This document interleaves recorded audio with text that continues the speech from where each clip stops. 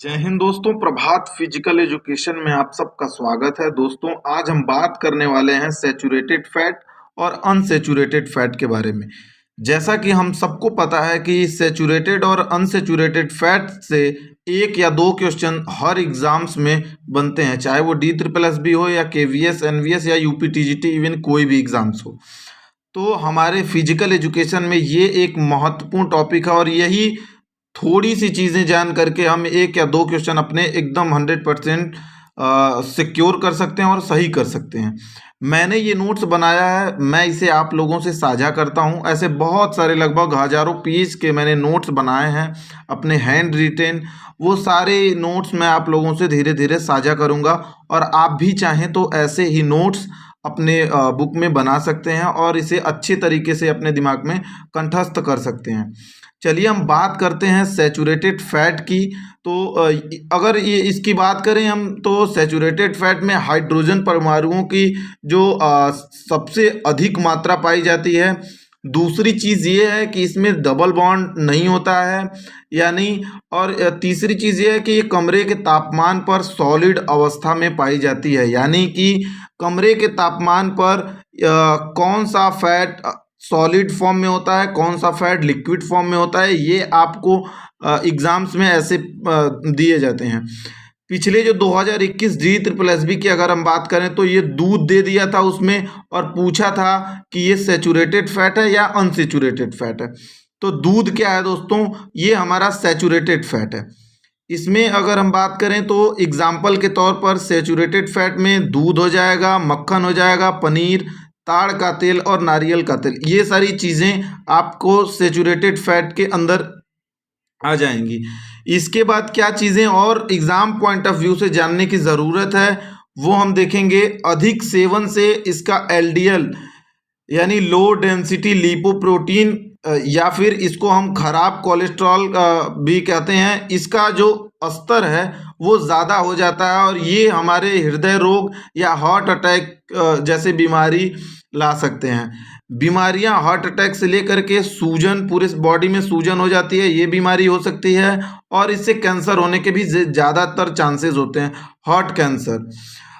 अगर हम unsaturated fat की बात करें तो इसमें जो सिंगल या डबल बॉन्ड दोनों होते हैं, कमरे के तापमान पर ये तरल अवस्था में पाई जाती है, यानी कि लिक्विड फॉर्म में आपको अनसैचुरेटेड फैट जो होती है वो आपको लिक्विड फॉर्म में देखने को मिलती है।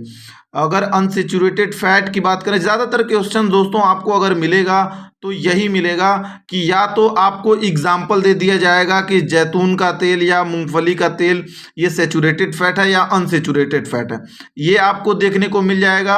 या फिर ये देता है कि कौन सा फैट कमरे के तापमान पर लिक्विड अवस्था में पाया जाता है या फिर ठोस फॉर्म में पाया जाता है, तो ये आपको देखने को मिल जाता है। इस तरह से क्वेश्चन हमारे एग्जाम्स में बनते हैं और बनते आते हैं। अगर हम अनसैचुरेटेड फैट की बात करें तो ये 2 टाइप ऑफ अनसैचुरेटेड फैट होता है। पहला होता है मोनो अनसैचुरेटेड फैट, दूसरा होता है पॉली अनसैचुरेटेड फैट। तो हम बात करते हैं मोनो अनसैचुरेटेड फैट की। इसका काम क्या होता है, बेसिकली हम बात यही करने वाले हैं कि जो भी सैचुरेटेड या अनसैचुरेटेड फैट से रिलेटेड हमारे एग्जाम्स में पूछे जाते हैं, बस उन टॉपिक्स को लिए हैं और उन टॉपिक को बहुत अच्छे तरीके से जानेंगे।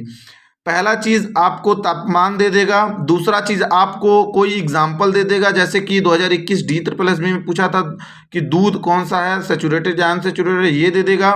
तीसरा तरीका ये है कि कॉन्सेप्चुअल क्वेश्चन अगर इससे आएगा तो किस तरह से आएगा, उसमें आपको ये दे देगा कि इंसुलिन स्तर का नियंत्रण करता है, क्या क्या चीज़ें इसकी हैं, क्या क्या वर्क हैं इसके। तो मोनो से अनसैचुरेटेड फैट की अगर हम बात करें तो ये इंसुलिन स्तर को नियंत्रित करता है, उसके लेवल को मेंटेन किए रहता है। दूसरा काम इसका बड़ा है कि रक्त शर्करा के स्तर को ये नियंत्रित करता है। तीसरी चीज़ है कि पुराने हृदय रोग जो होते हैं उसके जोखिम को कम करता है। और LDL, जैसा कि यहाँ पर हमने बात किया है LDL की, तो वो खराब कोलेस्ट्रोल को कम करने में मदद करता है। एग्जाम्पल के तौर पर हम 2 चीज़ें यहाँ पे लिखे हैं, जैतून का तेल और मूंगफली का तेल। ये आप देख सकते हैं। दूसरे टाइप की अगर हम बात करें तो पॉली अनसेचुरेटेड फैट, इसके काम पे अगर हम जाएं तो ये रक्त का थक्का जमने में मदद करता है।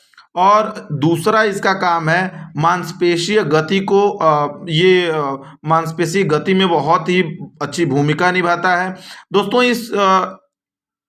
ये जो आप वीडियो बनाया हूँ इसका पर्पज़ ये है कि आप इन सारी चीज़ों को बहुत अच्छे तरीके से समझ पाएँ। अगर वीडियो आपको ये पसंद आ रहा है तो इसे लाइक ज़रूर करना, और इससे मोटिवेशन मिलता है। और चैनल पर अगर आप नए हैं तो ज़रूर चैनल को सब्सक्राइब करना। यहाँ पर आपको फिजिकल एजुकेशन से रिलेटेड सारी अपडेट टाइम टाइम से मिलती रहती है। तो अगर हम बात करें, रक्त का थक्का जमने में मदद करता है पॉली अनसेचुरेटेड फैट।